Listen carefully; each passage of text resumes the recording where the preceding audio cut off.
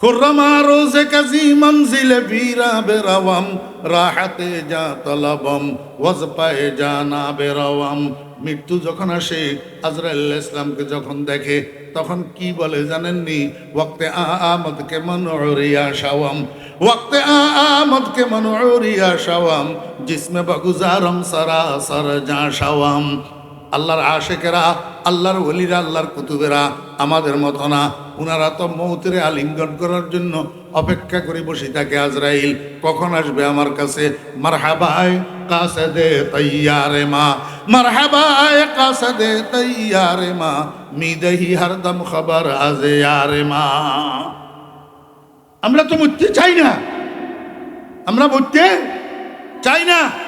এখন মানুষ এটা পাহাড়ের উপর থেকে পড়ে নিচের দিকে ঘুরের, এখন পড়তে পড়তে একবারে দিকে তাকায়, একবারে দিকে তাকায়, ধরার জন্য কোনো অবলম্বন পায় কিনা, মরার থেকে বাঁচার জন্য তাকাইতে তাকাইতে শেষ পর্যন্ত পাইছে অবলম্বন একটা ইয়া মোটা একটা লতা, এক গাছের থেকে আরেক গাছের মধ্যে যাইয়া পেঁচাইছে। এই সামনে পাইয়া লতা এটা দড়ি বসছে বাঁচার জন্য, কিন্তু লতা দড়ি আরো বড় বিপদে পড়ছে। এখন লতা দড়ি লটকি গেছে, ঝুলি গেছে, এইবার না যাইতে পারে উপরের দিকে, না যাইতে পারে নিচের দিকে।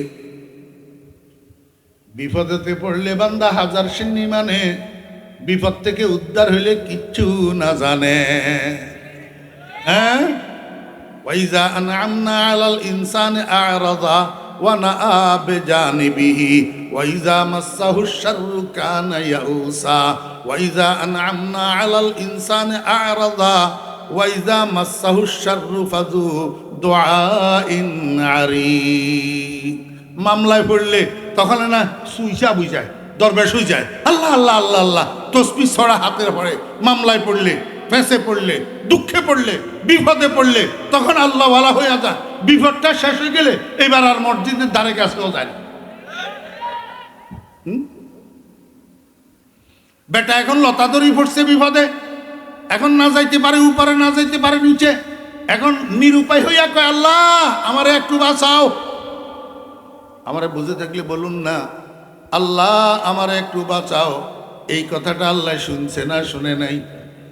আমি খোদার কসম করি কইলাম, কোনো মানুষের মুখ থেকে অনিচ্ছায়ও যদি আল্লাহ শব্দ এটা বাইর হয়, সঙ্গে সঙ্গে আল্লাহ পাক উত্তর দে, লাব্বাইক ইয়া আব্দি, ও বান্দা আমি তো তোর সাথে উপস্থিত আছি, আমি তোর সাথে হাজির আছি, আমারে কেন ডাকতে আসত? প্রত্যেকটা ডাকের, প্রত্যেকটা আল্লাহ উচ্চারণের আল্লাহ পাক জবাব দেয়। যাদের কান আছে তারা শুনে, যাদের কান নাই তারা শুনে না। যখন মুখ থেকে বাইর হইছে আল্লাহ আমারে বাঁচাও, সঙ্গে সঙ্গে আল্লাহ পাক রব্বুল আলামিন জবাব দিতেছে, বান্দা এতক্ষণ তো আমারে ডাকস নাই, এখন বিপদে পড়ি আমারে ডাকছ, ঠিক আছে তোরে আমি বাঁচামু, তবে আগে বল আমারে বিশ্বাস করস নি? তোরে আমি বাঁচাবো, আগে বল আমারে বিশ্বাস করস কিনা? মানুষটাই কয় রব্বুল আলামিন যদি তোমারে বিশ্বাস না করতাম তোমারে ডাকতাম নি, তোমার কাছে বাঁচানোর জন্য আবেদন করতাম নি। আল্লাহ কয় যদি আমারে বিশ্বাস করস তাহলে আগে লতাটা ছাড়ি দিয়ে আমি বাঁচামু, এখন হাতে লতা ছাড়ে না। মনোযোগ নেই। আর অমনোযোগীয় কতগুলো আছে তো, এগুলো আসে না তো, বুঝে না তো গোড়ার ডিম কিছু। আল্লাহ কয় বিশ্বাস করস নি আমারে? হ বিশ্বাস তো করি। বিশ্বাস করলে আগে লতাটা ছাড়ি দিয়ে আমি তোরে বাঁচামু, এখন হেতে লতা ছাড়ে না। আমার ভাইয়েরা দোস্ত আবাব বুঝে থাকলে বলেন না এই মানুষকে আল্লাহরে বিশ্বাস করে কিনা? আরে কি না, বিশ্বাস না করলে আল্লাহরে ডাকতো নি।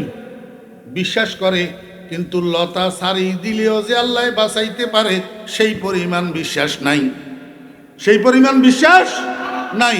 এখন আমরা দুনিয়াদার কতগুলা দুনিয়ার লতা ধরি বসে রয়েছি, কেউ ব্যবসা, কেউ বাণিজ্য, কেউ রাজনীতি, কেউ সমাজনীতি, কেউ আকাম কুকাম ধরে বসে রয়েছি, এই লতাগুলা ছাড়তে পারি না। এই জন্য তবলিগওয়ালাদের দাওয়াতে সাড়া দিতে পারি না। দিন শিখার জন্য, কালিমা শিখার জন্য, তাশাহুদ শিখার জন্য, দোয়ায়ে কুনুত শিখার জন্য, জানাজার দোয়া শিখার জন্য, আলহামদু থেকে আলাম তারা পর্যন্ত সূরাগুলা শুদ্ধ করে মুখস্থ করার জন্য 3 দিনের জন্য আল্লাহর রাস্তায় বাহির হইতে পারি না। মনোযোগ আসেনি? কোনখান থেকে গেছিলাম? আল্লাহু আকবার। নামাজের নিয়ত তো মানছে, বলি গেলে কেমনি হবে? নামাজের নিয়ত বানছে, এবার ডুবাই চলে গেছে। কোথায়? তারাবির নামাজ পড়াইতেছে ইমাম সাহেব হুজুর। একেবারে শেষ দিকে মুসল্লিদের দিকে ঘুরিয়া মুসল্লিদেরকে জিজ্ঞেস করে, ভাইয়েরা আমি তো ভুলে গেছি নামাজ কয় রাকাত হইল। কি পড়ার কথা কয় না, তারাবির নামাজ। কয় মুসল্লি ভাইয়েরা আমি তো ভুলে গেছি নামাজ কয় রাকাত হইল। মুসল্লি একজনে দাঁড়াইয়া কয় হুজুর 16 রাকাত হইছে। 16 রাকাত। কয় কেমনে বুঝলা? কয় নোয়াপাড়া বাজারে আমার 5টা দোকান আছে, আমি প্রতি 4 রাকাতে এক দোকানের হিসাব করি প্রতিদিন। আজকে 4টা দোকানের হিসাব হইছে, আরো এক দোকান বাকি রইছে, বুঝলাম নামাজ 16 রাকাত হইছে। দেখছেন নি তামাশা? আমার একটু বুঝি থাকলে বলেন, এতে কি মনোযোগী নামাজি না অমনোযোগী নামাজি? তো অমনোযোগী নামাজি হইলে শুধু লেপটো রাইটও করতেছে, উঠেক বৈঠক, নামাজ ঘোড়ার ডিমও তো হইতেছে না, নামাজ ঘোড়ার ডিমও হইতেছে না। তাহলে এবারে অমনোযোগী মানুষের আখেরা তো বরবাদ হইল নি। নামাজ পড়তে হবে উদাসীনতার সাথে না মনোযোগের সাথে? মনোযোগের সাথে। যদি অমনোযোগিতার সাথে নামাজ পড়া হয় তাহলে তোর আখেরাত বরবাদ। আমার ভাইয়েরা, দোস্ত আহবাব, অলস মানুষের দুনিয়াও বরবাদ, আখেরাতও বরবাদ। উদাসীন মানুষের দুনিয়াও বরবাদ, আখেরাতও বরবাদ। এই দুইটা জিনিসের সমন্বিত নাম হইল গাফলত। আল্লাহর হাবিব বলেন, এই গাফলতের নামের দরজাটা দিয়া শয়তান তোর কাছে আসে। অলসতার সুযোগ পাইয়া শয়তান তোর কাছে আসে, উদাসীনতার সুযোগ পাইয়া শয়তান তোর কাছে আসে, তোরে কুমন্ত্রণা দে, আল্লাহ পাকের হুকুমের থেকে তোরে দূরে সরায়, মসজিদের থেকে দূরে সরায়, নামাজের থেকে দূরে সরায়, রোজার থেকে দূরে সরায়। এই অলসতার অমনোযোগিতা, এই দুইটা দরজা যদি তুমি বন্ধ রাখতে পারো তাহলে শয়তান তোমার কাছে আর আসবে না। মুসলমান ভাইরা, আজকে থেকে আমরা অলস হব না, কর্মঠ হব ইনশাআল্লাহ। অলস আমার ভাইরা, এই মানুষের শরীরের মধ্যে বাহ্যিক যে কতগুলা অঙ্গ আছে, হাত পাও চোখ কান নাক, এগুলা বাহ্যিক অঙ্গ। এমনিভাবে মানুষের শরীরের ভিতরে গোপন কতগুলা অঙ্গ আছে। বাহ্যিক অঙ্গগুলা চোখে দেখা যায়, ওই গোপন অঙ্গগুলা চোখে দেখা যায় না। চলেন একটু আমরা জানি মানুষের শরীরের ভিতরে কয়টা অঙ্গ এবং কি কি থাকে। মানুষের শরীরের অভ্যন্তরে 3টা অঙ্গ থাকে। এই 3টা অঙ্গের একটার নাম নফস, একটার নাম রূহ, একটার নাম কলব। গোপন অঙ্গ কয়টা? একে নফস, একে রূহ, একে দিল। একে নফস, একে রূহ, একে দিল, ওয়ালে দরহার ফেহারি একে হাসাতে মুশকিল। মানব দেহের ভিতরে 3টা অঙ্গ থাকে, একটা অঙ্গের নাম নফস। এই নফসের বাংলা হইল মন। নফসের বাংলা কি? এতটুক বুঝি বসি থাকেন, বাকিটা সামনে বুঝাবো ইনশাল্লাহ। ওই সামনের কথাটা বুঝে আসার জন্য এখানে একটু দরাই দিলাম। নফসের বাংলা কি? মন। মন সামনে বুঝবেন ইনশাআল্লাহ। আল্লাহ পাক রব্বুল আলামিন বলেন, তোমাদের 2জন শত্রু আছে, একটা গোপন শত্রু আর একটা প্রকাশ্য শত্রু। এই প্রকাশ্য শত্রু হইল শয়তান। খবরদার শয়তানের অনুসরণ করিও না, শয়তানের অনুসরণ করিও না। আল্লাহু আকবার। এই পর্যন্ত আয়াতের মোটামুটি একটা ধারণা আপনাদেরকে দিলাম। এইবার বিস্তারিত আলোচনা হবে ইনশাআল্লাহ হাদিস শরীফে। মানুষ গুনাহ করে কেন? শয়তানের প্ররোচনায়, শয়তানের প্রবঞ্চনায়, শয়তানের কুমন্ত্রণায়, শয়তানের ওয়াসওয়াসায় মানুষ গুনাহ করে। কথা বুঝছেন না বুঝেন নি? জি, আল্লাহু আকবার। এই জন্য আল্লাহ পাক রব্বুল আলামিন দুনিয়ার ইমানদারদেরকে কয়, হে ইমানদারগণ, তোমরা যখন কোরআন শরীফ তেলাওয়াত করার জন্য মনস্থ করবা তো শয়তানের থেকে আমার কাছে আশ্রয় চাইবা। তোমরা বলবা আউযু বিল্লাহি মিনাশ শাইতানির রাজিম। আমার ভাইয়েরা, দোস্ত আহবাব, আল্লাহর হাবিব জনাব রাসূলুল্লাহ সাল্লাল্লাহু আলাইহি ওয়াসাল্লাম বলেন, উম্মতেরা, তোমরা যে আল্লাহর হুকুম মানতে পারো না, আমার তরিকা অনুসরণ করতে পারো না, এটা শয়তানের ওয়াসওয়াসার কারণে। এই শয়তানের ওয়াসওয়াসার থেকে বাঁচতে হবে কিভাবে? আল্লাহর হাবিব বলেন, 3টা দরজা আছে, 3টা দরজা। সালাসাতু আবওয়াব। কয়টা দরজা? 3টা দরজা। ইয়াদখুলু মিনাশ শাইতানু আলাল আবদ। এই 3টা দরজা দিয়া শয়তান মানুষের উপরে দাখিল হয়, শয়তান মানুষের কাছে আসে, শয়তান মানুষের ভিতরে ঢুকে। কয় দরজা দিয়া? তিনটা দরজা। আল্লাহর হাবিব বলেন, উম্মত, এই তিনটা দরজারে যদি তোমরা বন্ধ করে দিতে পারো, এই তিনটা দরজাকে যদি সদা বন্ধ রাখতে পারো, হামেশা বন্ধ রাখতে পারো, শয়তান তোমার কাছে আসতে পারবে না, তোমাকে কুমন্ত্রণা দিতে পারবে না, তোমাকে দিয়া আল্লাহ পাকের নাফরমানি করাইতে পারবে না, তোমাকে দিয়া গুনাহ করাইতে পারবে না। তোমরা সচেতন থাকবা, সব সময় এই তিনটা দরজা বন্ধ রাখবা। সালাসাতু আবওয়াবিন ইয়াদখুলু মিনহা শাইতানু আলাল আবদ। কয় দরজা? আল্লাহর হাবিব বলেন, এই তিনটা দরজার মধ্যে এক নম্বর দরজার নাম হলো আল গাফলাতু। এই আরবি পরিভাষাগুলা রপ্ত করবেন, আরবি পরিভাষাগুলাকে মুখস্থ করার চেষ্টা করবেন, মুখস্থ রাখার চেষ্টা করবেন। এক নম্বর দরজার নাম হলো গাফলত। এক নম্বর দরজার নাম কি? সবাই আমার মুখে মুখে বলেন, এক নম্বর দরজার নাম কি? আরবি বলেন, আরবি গাফলত। এক নম্বর দরজার নাম গাফলত। এই গাফলত শব্দের দুইটা অর্থ। কয়টা অর্থ মনে থাকবো? আমার মাহফিল ওয়াজ নো, আমার মাহফিল হলো ক্লাস। আমার মাহফিল কি? ক্লাস। ক্লাসের মধ্যে শিক্ষকেরা ছাত্রদেরকে পড়ায় আবার বলে, এই তুমি বলো তো কি বললাম, তুমি বলো তো কি বললাম, তুমি বলো তো কি বললাম। জিজ্ঞেস করে কি করে না? শিক্ষকের এই জিজ্ঞাসা করার অধিকার আছে না নাই? আমি আপনাদের এখানে নিজে নিজে আসি নাই, আমারে দাওয়াত দিয়ে আনছে। অতএব যতক্ষণ আমি এই মাইকের সামনে বসা আছি আর যতক্ষণ আপনারা আমার সামনে বসা আছেন, ততক্ষণের জন্য আমি আপনাদের শিক্ষক, আপনারা আমার ছাত্র। আমার সবাই কয় না, এটাও তো মানে না। মুরব্বীরা যদি মনে করেন হুজুর আপনার থেকে আমার বয়স বেশি, আমি সিনিয়র, আমি কেন আপনার ছাত্র হব? আমি আপনাকে জিজ্ঞেস করব, হযরত আব্বাস রাদিয়াল্লাহু আনহু চাচা ছিলেন, বয়স বেশি ছিল। রাসূল আকরাম সাল্লাল্লাহু আলাইহি ওয়াসাল্লাম ভাতিজা ছিলেন, বয়স কম ছিল। বুঝে থাকলে বলুন, এই দুইজনের মধ্যে ছাত্রকে শিক্ষককে? হযরত আব্বাস রাদিয়াল্লাহু আনহু ছাত্র, রাসূল আকরাম সাল্লাল্লাহু আলাইহি ওয়াসাল্লাম শিক্ষক। এইবার বলেন, শিক্ষকের বয়স বেশি না ছাত্রের বয়স বেশি? ছাত্রের বয়স বেশি। তাতে করে বোঝা গেল শিক্ষক হওয়ার জন্য বয়স বেশি হওয়া লাগে না, আর ছাত্র হওয়ার জন্য বয়স কম হওয়া লাগে না। বয়স বেশি হইয়াও ছাত্র হইতে পারে, বয়স কম হইয়াও শিক্ষক হইতে পারে। কথা বুঝছেন না বুঝেন নাই? তাহলে আমার থেকে যারা বয়সে সিনিয়র, আমার থেকে যারা বয়সে জুনিয়র, উভয়ের আমি শিক্ষক। আমি কি শিক্ষক? আমার ভাইয়েরা, দোস্ত আহবাব, আমি যে আপনাদেরকে পড়াইতেছি, এই পড়াগুলা পড়ানোর পরে আবার আপনাদেরকে জিজ্ঞাসা করার আমার অধিকার আছে। আমি আপনাদেরকে জিজ্ঞেস করি, উত্তর দেওয়া না দেওয়া আপনার ব্যাপার। ক্লাসের মধ্যে শিক্ষক যদি ছাত্রকে পড়া জিজ্ঞেস করে, উত্তর দে কে আর দে না কে? উত্তর দে একটা মেধাবী ছাত্র, যে মনোযোগ সহকারে শিক্ষকের কথা শুনে, সে উত্তর দে। উত্তর দে একটা বাধ্য ছাত্র, আদব কায়দাওয়ালা ছাত্র, উত্তর দে। আর উত্তর দে না কে? উত্তর দে না ডামিস।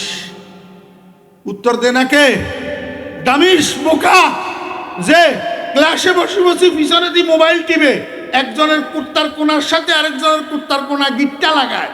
এই ডামিস অমনোযোগী শিক্ষকের প্রশ্নের উত্তর দিতে পারে না।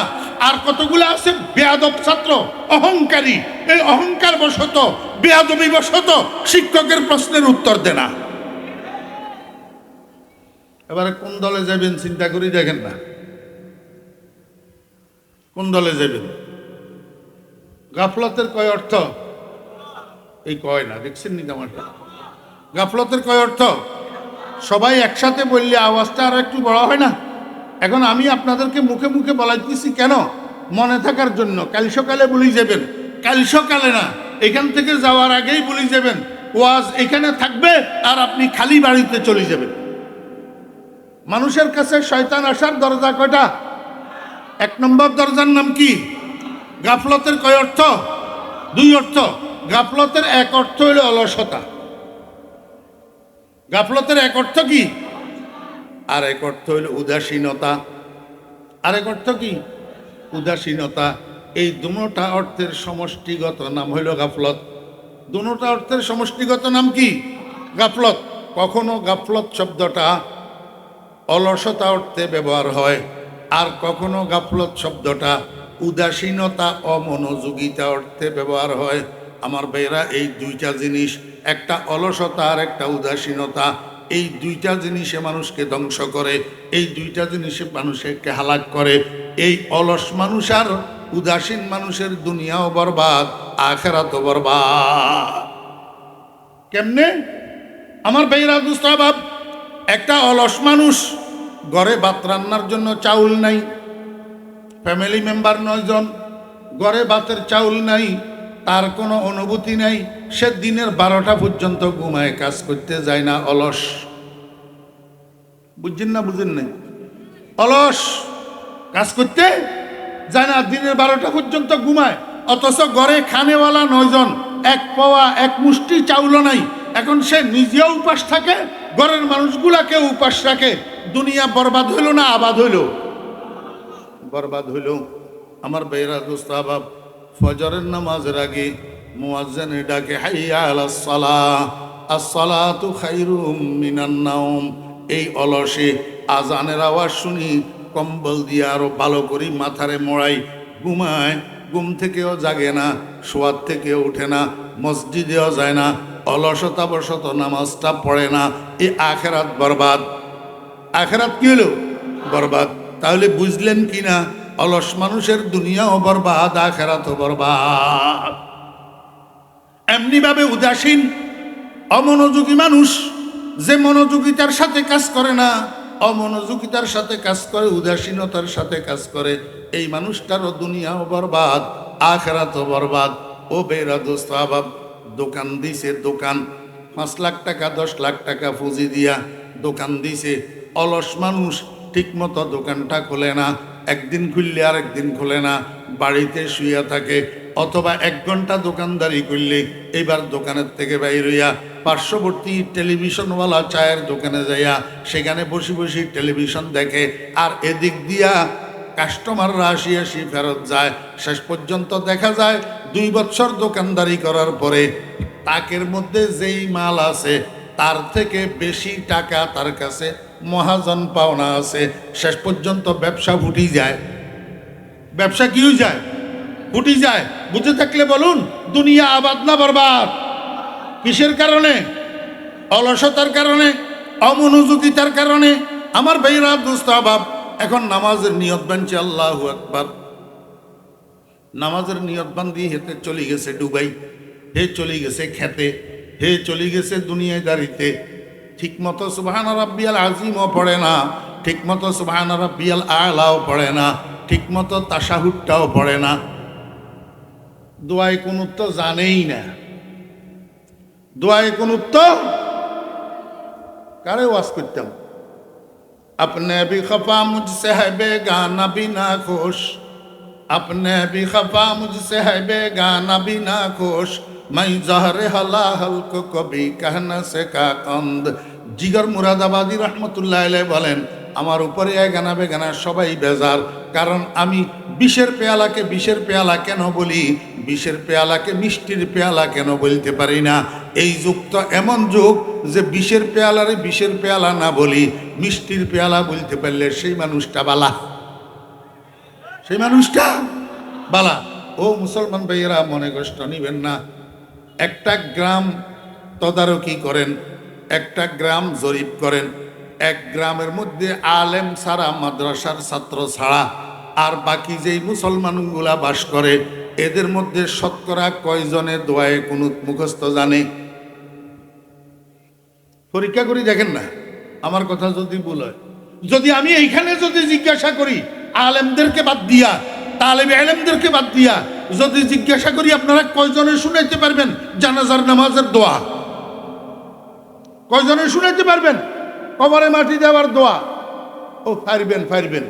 কিরকম পারবেন জানেননি? মিনহা খালাকনাকুম ওয়া ফিহা নাঈদুকুম ওয়া মিনহা নাখরিজুকুম তারাতান উখরা। হেতের মতো, হেতে এইটা হেতের ফড়া, কার ফড়া? হেতের ফড়া। কুল জাআল হাক্কু ওয়া জাহাকাল বাতিল ইন্নাল বাতিলা কানু জাহাকা। এরকম ফাইবেন আমার ভাইরা, দুস্ত আহবাব, তবলিগ জামাত ওয়ালারা আপনাদেরকে দাওয়াত দেয়, ও ভাইরা আসেন 3 দিনের জন্য। 1 মাসের মধ্যে 30 দিন, 27 দিন আপনি আপনার দুনিয়াদারি করেন, ব্যবসা বাণিজ্য করেন। 3টা দিন আল্লাহর রাস্তায় বাইর হন। কি জন্য বাইর হবেন? দিন শিখার জন্য, দোয়া কালাম শিখার জন্য, সূরা কেরাত শিখার জন্য, আল্লাহু আকবার তাশাহুদটা শুদ্ধ করে শিখার জন্য, দোয়ায়ে কুনুতটা শুদ্ধ করে শিখার জন্য, আল্লাহু আকবার জানাজার নামাজের দোয়াটা শুদ্ধ করে শিখার জন্য। তবলিগওয়ালারা দাওয়াত দে 3 দিনের জন্য আল্লাহর রাস্তায় বাইর হওয়ার জন্য। হে কয় আমি ব্যস্ত।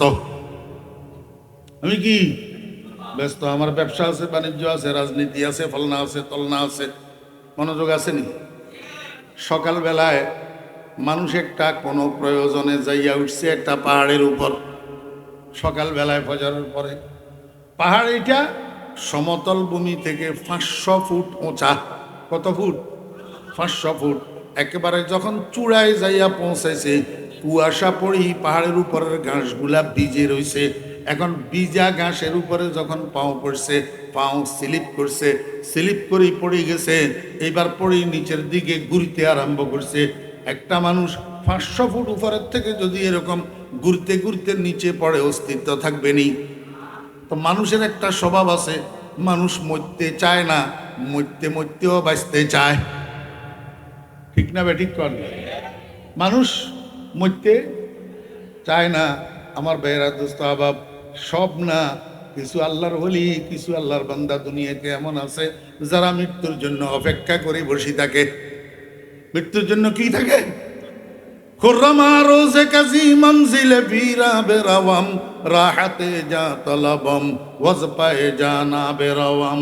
মৃত্যু যখন আসে, আজরাইল ইসলামকে যখন দেখে, তখন কি বলে জানেননি? ওয়াক্তে আমদ কে মনউরিয়া শাওয়াম, ওয়াক্তে আমদ কে মনউরিয়া শাওয়াম, জিসমে বগুজারম সরাসর যা শাওয়াম। আল্লাহর আশেকেরা, আল্লাহর ওলিরা, আল্লাহর কুতুবেরা আমাদের মতো না। উনারা তো মৌতের আলিঙ্গন করার জন্য অপেক্ষা করে বসে থাকে। আজরাইল কখন আসবে আমার কাছে? মারহাবায়ে কাসদে তৈয়ারে মা, মারহাবায়ে কাসদে তৈয়ারে মা, মিদহি হরদম খবর আজে ইয়ারে মা। আমরা তো মরতে চাই না, আমরা মরতে চাই না।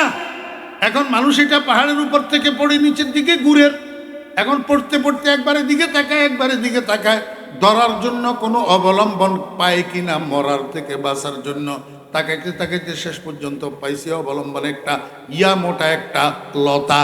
এক গাছের থেকে আরেক গাছের মধ্যে যাইয়া পেঁচাইছে। এই সামনে পাইয়া লতা এটা দড়ি বসছে বাঁচার জন্য, কিন্তু লতা দড়ি আরো বড় বিপদে পড়ছে। এখন লতা দড়ি লটকি গেছে, ঝুলি গেছে, এইবার না যাইতে পারে উপরের দিকে, না যাইতে পারে নিচের দিকে। বিপদেতে পড়লে বান্দা হাজার সিন্নি মানে, বিপদ থেকে উদ্ধার হইলে কিচ্ছু না জানে। হ্যাঁ, ওয়াইজা আনআমনা আলাল ইনসানি আ'রাদা ওয়া নাআ বিজানিবিহি ওয়াইজা মাসসাহুশ শাররু কানা ইয়াউসা, ওয়াইজা আনআমনা আলাল ইনসানি আ'রাদা ওয়াইজা মাসসাহুশ শাররু ফাযু দুআইন আরিদ। মামলায় পড়লে তখন না সুইচা বুঝায়, দরবেশ হয়ে যায়, আল্লাহ আল্লাহ আল্লাহ আল্লাহ তসবিহ ছড়া হাতের পড়ে। মামলায় পড়লে, ফেঁসে পড়লে, দুঃখে পড়লে, বিপদে পড়লে তখন আল্লাহওয়ালা হয়ে যায়। বিপদটা শেষ হয়ে গেলে এবার আর মসজিদের দ্বারে কাছেও যায় না। বেটা এখন লতা দড়ি পড়ছে বিপদে, এখন না যাইতে পারে উপরে, না যাইতে পারে নিচে, এখন নিরুপায় হইয়া কয় আল্লাহ আমারে একটু বাঁচাও। আমারে বুঝে থাকলে বলুন না, আল্লাহ আমারে একটু বাঁচাও। এই কথাটা আল্লাহ শুনছে না শুনে নাই? আমি খোদার কসম করি কইলাম, কোনো মানুষের মুখ থেকে অনিচ্ছায়ও যদি আল্লাহ শব্দ এটা বাইর হয়, সঙ্গে সঙ্গে আল্লাহ পাক উত্তর দে, লাব্বাইক ইয়া আব্দি, ও বান্দা আমি তো তোর সাথে উপস্থিত আছি, আমি তোর সাথে হাজির আছি, আমারে কেন ডাকতে আসত? প্রত্যেকটা প্রত্যেকটা আল্লাহ উচ্চারণের আল্লাহ পাক জবাব দেয়। যাদের কান আছে তারা শুনে, যাদের কান নাই তারা শুনে না। যখন মুখ থেকে বাইর হইছে আল্লাহ আমারে বাঁচাও, সঙ্গে সঙ্গে আল্লাহ পাক রব্বুল আলামিন জবাব দিতেছে, বান্দা এতক্ষণ তো আমারে ডাকস নাই, এখন বিপদে পড়ি আমারে ডাকছ, ঠিক আছে তোরে আমি বাঁচামু, তবে আগে বল আমারে বিশ্বাস করস নি? তোরে আমি বাঁচাবো, আগে বল আমারে বিশ্বাস করস কিনা? মানুষটাই কয় রব্বুল আলামিন যদি তোমারে বিশ্বাস না করতাম তোমারে ডাকতাম নি, তোমার কাছে বাঁচানোর জন্য আবেদন করতাম নি। আল্লাহ কয় যদি আমারে বিশ্বাস করস তাহলে আগে লতাটা ছাড়ি দিয়ে আমি বাঁচামু, এখন হেতে লতা ছাড়ে না। মনোযোগ নেই। আর অমনোযোগীও কতগুলো আছে, তো এগুলো আসে না, তো বুঝে না তো গোড়ার ডিম কিছু। আল্লাহ কয় বিশ্বাস করস নি আমারে? হ বিশ্বাস তো করি। বিশ্বাস করলে আগে লতাটা ছাড়ি দিয়ে আমি তোরে বাঁচামু, এখন হেতে লতা ছাড়ে না। আমার ভাইয়েরা দোস্ত আহবাব, বুঝে থাকলে বলেন না এই মানুষকে আল্লাহরে বিশ্বাস করে কিনা? আরে কি না, বিশ্বাস না করলে আল্লাহরে ডাকতো নি। বিশ্বাস করে, কিন্তু লতা ছাড়ি দিলেও যে আল্লাহ বাঁচাইতে পারে সেই পরিমাণ বিশ্বাস নাই, সেই পরিমাণ বিশ্বাস নাই। এখন আমরা দুনিয়াদার কতগুলা দুনিয়ার লতা ধরেই বসে রয়েছি, কেউ ব্যবসা, কেউ বাণিজ্য, কেউ রাজনীতি, কেউ সমাজনীতি, কেউ আকাম কুকাম ধরে বসে রয়েছি, এই লতাগুলা ছাড়তে পারি না। এই জন্য তবলিগওয়ালাদের দাওয়াতে সাড়া দিতে পারি না। দিন শিখার জন্য, কালিমা শিখার জন্য, তাশাহুদ শিখার জন্য, দোয়ায়ে কুনুত শিখার জন্য, জানাজার দোয়া শিখার জন্য, আলহামদু থেকে আলাম তারা পর্যন্ত সূরাগুলা শুদ্ধ করে মুখস্থ করার জন্য 3 দিনের জন্য আল্লাহর রাস্তায় বাহির হইতে পারি না। মনোযোগ আসেনি? কোনখান থেকে গেছিলাম? আল্লাহু আকবার। নামাজের নিয়ত তো বানছে, বলি গেলে কেমনি? নামাজের নিয়ত বানছে, এবার ডুবাই চলে গেছে কোথায়? তারাবির নামাজ পড়াইতেছে ইমাম সাহেব হুজুর। একেবারে শেষ দিকে মুসল্লিদের দিকে ঘুরিয়া মুসল্লিদেরকে জিজ্ঞেস করে, ভাইয়েরা আমি তো ভুলে গেছি নামাজ কয় রাকাত হইল? কি পড়ার কথা কয় না। তারাবির নামাজ কয়, মুসল্লি ভাইয়েরা আমি তো ভুলে গেছি নামাজ কয় রাকাত হইল? মুসল্লি একজনে দাঁড়াইয়া কয়, হুজুর 16 রাকাত হইছে। 16 রাকাত। কেমনে বুঝলা? কয় নোয়াপাড়া বাজারে আমার 5টা দোকান আছে, আমি প্রতি 4 রাকাতে এক দোকানের হিসাব করি প্রতিদিন। আজকে 4টা দোকানের হিসাব হইছে, আরো এক দোকান বাকি রয়েছে, বুঝলাম নামাজ 16 রাকাত হইছে। দেখছেন নি তামাশা? আমার একটু বুঝি থাকলে বলেন, এতে কি মনোযোগী নামাজি না অমনোযোগী নামাজি? তো অমনোযোগী নামাজি হইলে শুধু লেপটো রাইটও করতেছে, উঠেক বৈঠক, নামাজ ঘোড়ার ডিমও তো হইতেছে না, নামাজ ঘোড়ার ডিমও হইতেছে না। তাহলে এবারে অমনোযোগী মানুষের আখেরা তো বরবাদ হইল নি। নামাজ পড়তে হবে উদাসীনতার সাথে না মনোযোগের সাথে? মনোযোগের সাথে। যদি অমনোযোগিতার সাথে নামাজ পড়া হয় তাহলে তোর আখেরাত বরবাদ। আমার ভাইয়েরা দোস্ত আহবাব, অলস মানুষের দুনিয়াও বরবাদ, আখেরাতও বরবাদ। উদাসীন মানুষের দুনিয়াও বরবাদ, আখেরাতও বরবাদ। এই 2টা জিনিসের সমন্বিত নাম হইল গাফলত। আল্লাহর হাবিব বলেন, এই গাফলতের নামের দরজাটা দিয়া শয়তান তোর কাছে আসে। অলসতার সুযোগ পাইয়া শয়তান তোর কাছে আসে, উদাসীনতার সুযোগ পাইয়া শয়তান তোর কাছে আসে, তোরে কুমন্ত্রণা দে, আল্লাহ পাকের হুকুমের থেকে তোরে দূরে সরায়, মসজিদের থেকে দূরে সরায়, নামাজের থেকে দূরে সরায়, রোজার থেকে দূরে সরায়। এই অলসতার অমনোযোগিতা, এই 2টা দরজা যদি তুমি বন্ধ রাখতে পারো তাহলে শয়তান তোমার কাছে আর আসবে না। মুসলমান ভাইরা, আজকে থেকে আমরা অলস হব না, কর্মঠ হব ইনশাআল্লাহ। অলস প্রমাণ হবে কি? ফজরের নামাজের আজান যখন কানে আসবে, ফজরের নামাজের আজানের শব্দ যখন কানে আসবে, তখন আমি শুইয়া থাকা, এটা হইল অলসতা। এই শুইয়া থাকা এটা হইল অমনোযোগিতা। এই অলসতার অমনোযোগিতার দরজা দিয়া শয়তান আমার কাছে আসি, আমারে মসজিদে যাইতে দিবে না, ফজরের নামাজ পড়তে দিবে না। আল্লাহর হাবিব জনাব রাসূলুল্লাহ সাল্লাল্লাহু আলাইহি ওয়াসাল্লাম বলেন, উম্মত এই 2টা দরজারে তুমি পাহারাদারি করো, অলসতার দরজা আর অমনোযোগিতার দরজা। গাফলতের দরজারে পাহারাদারি করো, গাফলতের দরজা দিয়া শয়তান যেন তোমার কাছে আসতে না পারে। আল্লাহ পাক আমাদেরকে বুঝার এবং আমল করার তৌফিক দান করেন। দুই নম্বর দরজার নাম হলো আশ-শাহওয়াতু। দুই নম্বর দরজার নাম কি? আশ-শাহওয়াতু। শাহওয়াত, শাহওয়াত, আমার মুখে মুখে বলেন শাহওয়াত। দুই নম্বর দরজার নাম কি? শাহওয়াত শব্দের অর্থ কি? এই ওই আগে যে বলছিলাম নফসের বাংলা মন, নফসের বাংলা মন, এইটা বোঝানোর জন্য বলছিলাম। আমার বেহরা দোস্ত আহবাব, শাহওয়াত শব্দের অর্থ কি? শাহওয়াত শব্দের অর্থ হলো মনের চাহিদা। শাহওয়াত শব্দের অর্থ কি? মনের চাহিদা। প্রত্যেকটা মানুষের ভিতরে নফস নামে একটা জিনিস আছে। প্রত্যেকটা মানুষের ভিতরে নফস নামে একটা জিনিস আছে, একটা গুপ্ত অঙ্গ, আভ্যন্তরীণ অঙ্গ। এটার নাম নফস। নফস মানি মন। নফস মানি কি? মন। মানুষের মন তিন প্রকার। মানুষের মন কয় প্রকার? তিন প্রকার। আমাদের এখানে আজান হবে, আমরা ইনশাল্লাহ সেই আজানের জবাব দেব এবং সেই আজানের অনুকরণ করব, জামাতের সাথে নামাজ পড়ব ইনশাআল্লাহ। মন কয় প্রকার? তিন প্রকার। একটা মন হইল সন্তুষ্ট মন। একটা মন সন্তুষ্ট মন। এই মনটা সর্ব অবস্থায় রাজি বিল কজা, রাজি বিল কজা, সদা সর্বদা আল্লাহ পাকের সিদ্ধান্তের উপরে সন্তুষ্ট, আল্লাহ পাকের ফয়সালার উপরে সন্তুষ্ট, আল্লাহ পাকের ফয়সালার উপরে তার কোনো অবজেকশন, তার কোনো অভিযোগ নাই। এই মনটা হলো সন্তুষ্ট মন। এইটাকে আরবিতে বলে নফসে মুতমাইন্না। নফসে কি বলে? মুতমাইন্না।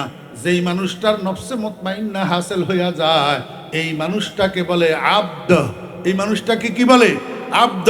এই মকামটার নাম হলো মকামে আব্দিয়ত। মকামে কি? আব্দিয়ত। বাংলায় কয় গোলাম, বাংলায় কয় কি? গোলাম। আমার বেহরা দোস্ত আহবাব, এখন তো আমরা মন্ত্রী হইতে চাই, প্রেসিডেন্ট হইতে চাই, এমপি হইতে চাই, চেয়ারম্যান হইতে চাই, মেম্বার হইতে চাই, আল্লাহু আকবার, সর্দার হইতে চাই, মাতাব্বর হইতে চাই, মুফতি হইতে চাই, মুহাদ্দিস হইতে চাই, বক্তা হইতে চাই, তক্তা হইতে চাই, কিন্তু গোলাম হইতে রাজি নাই। গোলাম হইতে রাজি নাই। আমাদের দাদা পীর ফটিয়ার হযরত মুফতি আজিজুল হক সাহেব রহমতুল্লাহ আলাইহি শেষ রাত্রে তাহাজ্জুদের নামাজ পড়ি আল্লাহর দরবারে বসে বসে কান্দে, বুজুর্গি নফস কি খাহে শাহে আফসোস, बुजुर्गी नफ्स की ख्वाहिश है अफसोस, तकब्बुर से बचा मुझको खुदाया, बुजुर्गी की नहीं मुझको ज़रूरत, গোলাম अपना बना मुझको खुदाया। या अल्लाह, আমার মন শুধু চায় বড়ত্ব, আমার মন শুধু চায় সর্দারি, আমার মন শুধু চায় মাতাব্বরি, আমার মন শুধু চায় বড় হইতো বুজুর্গ হইতো। কিন্তু আমি তো বুজুর্গ হইতে চাই না, আমি তো বড়ত্ব চাই না, আমি শুধু তোমার গোলাম হইতে চাই। মাওলায়ে করিম, আমার বড়ত্বের দরকার নাই, আমার বুজুর্গির দরকার নাই, তুমি আমাকে তোমার গোলাম বানাইয়া দাও। বুজুর্গি কি नहीं मुझको जरूरत, बड़ाई की नहीं मुझको जरूरत, গোলাম अपना बना मुझको खुदाया। আমার বেহরা দোস্ত আহবাব, মানুষ যখন গোলামির মকামে পৌঁছায়, মানুষ যখন আব্দিয়তের মকামে পৌঁছায়, তখন ওই মানুষটার নফসটা নফসে মুতমাইন্না হয়ে যায়, তখন ওই মানুষটার মনটা সন্তুষ্ট মন হয়ে যায়। আমি সময় নাই, তারপরেও আপনাদেরকে একটা উদাহরণ দিই। হিন্দুস্তানের মধ্যে একজন বুজুর্গ ছিলেন, উনার নাম ছিল হজরত শাহদাউল্লাহ রহমতুল্লাহ আলাই। কি নাম? হজরতে শাহদাউল্লাহ রহমতুল্লাহ আলাই মুস্তাজাবুদ দাওয়াত ছিলেন। মুস্তাজাবুদ দাওয়াত মানে দোয়া কবুল হইতো, হাত উঠাইলেই কবুল, হাত উঠাইলেই কি কবুল। হজরত শাহদাউল্লাহ রহমতুল্লাহ আলাই মুস্তাজাবুদ দাওয়াত ছিলেন, যে দোয়া যে উনার কবুল হইতো এই কথা উনার এলাকার মধ্যে প্রসিদ্ধ ছিল। এই জন্য এলাকার মানুষ যেই কোনো ছোট বড় বিপদে পড়লে হজরত শাহদাউল্লাহ রহমতুল্লাহ আলাইহির দিকে দৌড়াইতেন, আশি কইতে, হুজুর আমি তো এই বিপদে পড়ছি, আমার জন্য একটু দোয়া করেন। এইরকম এক রাত্রের গভীরে হজরত শাহদাউল্লাহ রহমতুল্লাহ আলাইহির এলাকায় প্রচণ্ড তুফান এসছে, ঝড় তুফান। ও বেহরা দোস্ত আহবাব, এই উত্তর দিক থেকে প্রবল বেগে ঝড়ের বাতাস প্রবাহিত হইতেছে, সাথে বৃষ্টি। হজরত শাহদাউল্লাহ রহমতুল্লাহ আলাইহি এবং ওনার বিবি একটা ঝুপড়ি মার্কা দুর্বল ঘরের মধ্যে রাত্রি যাপন করতেন। মতো একটা দুর্বল ঘর, যখন উত্তর দিক থেকে ঝড়ের বাতাস প্রবাহিত হইতেছে, ঘরেটারে একবার দক্ষিণ দিকে কাট করে আবার সোজা করে, একবার দক্ষিণ দিকে কাট করে আবার সোজা করে। তুফানের কারণে হজরত শাহদাউল্লাহ রহমতুল্লাহ আলাইহির বিবি সজাগ হইয়া গেছে, কিন্তু হুজুর ঘুমাইতেছে। আমার বেহরা দোস্ত আহবাব, হুজুরের বিবি মনে মনে কয়, এই গভীর রাত্রে যদি ঘরটা পড়ে যায় তাহলে এই অন্ধকারের মধ্যে বৃষ্টির ভিতরে তুফানের মধ্যে কোথায় যাই আশ্রয় নেব। তো স্বামীরে জাগাই দিছে, হজরত শাহাদুল্লাহ রহমতুল্লাহ আলাইহি জাগাইছে। শাহাদুল্লাহ রহমতুল্লাহ আলাইহি কি হয়েছে বিবি, কেন জাগাইতেছেন? কয় দেখতেছেন না তুফান হইতেছে, ঘরটারে একবার কাজ করে একবার সোজা করে। কয় আমি কি করব? কয় একটু শোয়ার থেকে উঠেন, ওই 4-5টা বাঁশের খুঁটি একটু সংগ্রহ করেন, সংগ্রহ করি ঘরের দক্ষিণ দিক থেকে 4-5টা বাঁশের খুঁটি দিয়ে যদি একটু ঠেস লাগান তাহলে ঘরটা অন্তত রক্ষা পাবে, ঘরটা আর পড়বে না। হজরত শাহাদুল্লাহ রহমতুল্লাহ আলাইহি কয় তাই নাকি? হুজুর ঘুম থেকে উঠি, দক্ষিণমুখী ঘর, দরজা দিয়া বাইর হয়েছে, বাইরে উত্তর দিকে গেছে, যাইয়া ঘরের দক্ষিণ দিকে ঠেলের। বুঝে না কোন দিকে ঠেলে, বাতাসে কোন দিকে ঠেলে? দক্ষিণ দিকে। হজরত শাহাদুল্লাহ রহমতুল্লাহ আলাইহি কোন দিকে ঠেলের? দক্ষিণ দিকে। বিবিয়ে কয় কি করতেছেন এটা? এই জন্য নাকি আপনারা ঘুম থেকে জাগাই দিলাম। কি করতেছেন? কয় ঠেলতেছি। কয় যেদিকে তুফানে ঠেলে আপনিও তো সেদিকে ঠেলতেছেন। হজরত শাহাদুল্লাহ রহমতুল্লাহ আলাইহি কয় চুপ করো বিবি, জিদার হায় মাওলা ওদার হায় শাহাদুল্লাহ। আমার মাওলা যেদিকে ঠেলি খুশি আমিও সেই দিকে ঠেলি খুশি। তুমি কি মনে করো আমার আল্লাহ ঠেলবে একদিকে, আমি আমার মাওলার সাথে বিদ্রোহ করব, আমি ঠেলবো আরেক দিকে? এটা কোনো দিন হবে না। আল্লাহু আকবার। হযরত শাহদৌলা রাহমাতুল্লাহ আলাইহির বাড়ির পাশে একটা নদী ছিল, জোয়ারবাটার নদী। একবার ওনার এলাকার মধ্যে বন্যা হয়েছে, বন্যার পানি নদীর ভিতরে একবারে টইটুম্বুর, নদীর পাড়ে পাড়ে সমান হইয়া গেছে। এর মধ্যে আসছে জোয়ার। যখন জোয়ারের পানি আর বন্যার পানি একসাথে হইছে, এবার নদী পাড়ের উপর দিয়া পানি জনপদের দিকে গড়াইতেছে, গ্রামের দিকে ঢুকতেছে প্রবল স্রোতে, প্রবল গতিতে। এলাকার মানুষ দেখছে এইভাবে যদি কিছুক্ষণ গড়ায় পানি তাহলে আমাদের এলাকাটা, আমাদের গ্রামটা পানির নিচে তলাইয়া যাবে। সব গ্রামের মানুষ একসাথ হইয়া গেছে হযরত শাহদৌলা রাহমাতুল্লাহ আলাইহির কাছে, যাইয়া কয় হুজুর এই ঘটনা, আমাদের গ্রামটা ডুবি যাইতেছে, আল্লাহর কাছে একটু দোয়া করেন। হযরত শাহদৌলা রাহমাতুল্লাহ আলাইহি কয় তাই নাকি? তাহলে আমার একটা কোদাল দাও। মানুষে কয় চাইলাম দোয়া, এখন হুজুরে চাই কোদাল দিয়া কি করব? কয় আচ্ছা চাইতেছে যখন দেও না, কি করে দেখি। একজনে যাইয়া কোদাল একটা আনি দিছে। হযরত শাহদৌলা রাহমাতুল্লাহ আলাইহি কোদাল এটা কান্দে লইয়া গেছে নদী পাড়ে যাইয়া নদীর পাড় কাটি ড্রেন একটা করে দিছে, আর সুন্দর করে পানি ঢুকতেছে গ্রামের দিকে। গ্রামের মানুষ কয় হুজুর এটা কি করলেন? আমরা তো আপনার কাছে গেছিলাম পানি বন্ধ করার জন্য দোয়া চাইতে, আপনি তো আরো পানি ভালোভাবে ঢুকার ব্যবস্থা করে দিলেন, এটা কেমন কথা হইল? হযরত শাহদৌলা রাহমাতুল্লাহ আলাইহি কয় চুপ করো গ্রামবাসী, যেদার হায় মাওলা ওদার হায় শাহদৌলা। আমার মাওলা পানি যেদিকে নিয়ে খুশি। এই 25 বছর বয়সের একটা নবযুবক সন্তান মাত্র লেখাপড়া শেষ করি কর্মজীবনে পদার্পণ করছে। হঠাৎ যদি আপনার কাছে খবর আসে আপনার এই ছেলেটা রোড অ্যাক্সিডেন্টে মারা গেছে, আপনি আব্বা তখন কি করবেন? হ্যাঁ আমার ভাইরা দোস্ত আবাব, এমন কান্দা কানবেন, এমন চিল্লাইবেন, হয় বেহুশ হইয়া যাবেন। আল্লাহু আকবার।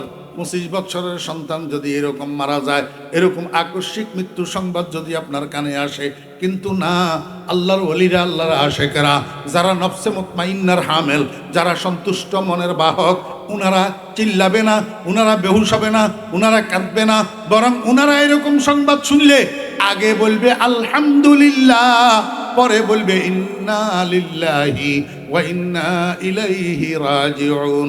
আপনারা জিজ্ঞেস করবেন হুজুর ইন্না লিল্লাহর আগে আলহামদুলিল্লাহ বলবে কেন? বলবে এই জন্য, ওরে আমি তো নিঃসন্তান ছিলাম, আমার তো সন্তান ছিল না, আমি সন্তানের জন্য আল্লাহর কাছে দরখাস্তও করি নাই। আল্লাহ পাক দয়া করি, মেহেরবানি করি আমাকে সন্তান দান করেছে, আমি খুশি হয়েছি। এখন যে আল্লাহ পাক নিজের ইচ্ছায় সন্তান নিয়ে গেছে, এতেও আমি রাজি, এতেও আমি খুশি, এই জন্য বললাম আলহামদুলিল্লাহ। এটার নাম নফসে মুতমাইন্না, এটার নাম সন্তুষ্ট মন।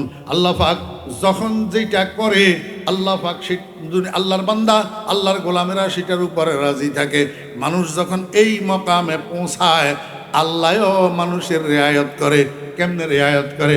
আল্লাহ যখন আল্লাহর আশিকের জন্য কোনো সিদ্ধান্ত নিতে চায়, তখন মানুষ এটারে জিজ্ঞাসা করে, বান্দা ও আমার গোলাম, আমি তোমার জন্য এরকম একটা সিদ্ধান্ত নিতেছি, বলো তুমি রাজি আছো কিনা। ও বান্দা, তোমার তো হায়াত শেষ, আগামীকাল তোমার হায়াত শেষ হইয়া যাবে, আজরাইল তোমার কাছে আসবে তোমাকে নেওয়ার জন্য, তোমাকে আমার কাছে আনার জন্য, বলো তুমি রাজি আছো কিনা। खुदी को कर बुलंद इतना कि हर तकदीर से पहले, खुदी को कर बुलंद इतना कि हर तकदीर से पहले खुदा खुद बंदे से पूछे बता तेरा रजा क्या है। আমার ভাইরা, এই মন চাহিদার নাম হলো শাহওয়াত। খবরদার, মন চাহিদা মতো কাজ করা যাবে না। মন চাহিদাকে রসুল আকরাম সাল্লাল্লাহু আলাইহি ওয়াসাল্লামের আদর্শের সাথে মিলাইতে হবে, তারপরে কাজ করা যাবে। লা ইউমিনু আহাদুকুম হাত্তা ইয়াকুনা হাওয়াহু তাবাআল লিমা জিতু বিহি। মানুষের কাছে শয়তান আসার 3 নম্বর দরজার নাম হলো গজব। গজব মানে রাগ। রাগের 3টা স্তর আছে। উগ্র স্তর, যেটা এটাকে ইসলামী সায়েন্সের পরিভাষায় বলে তাহাব্বুর।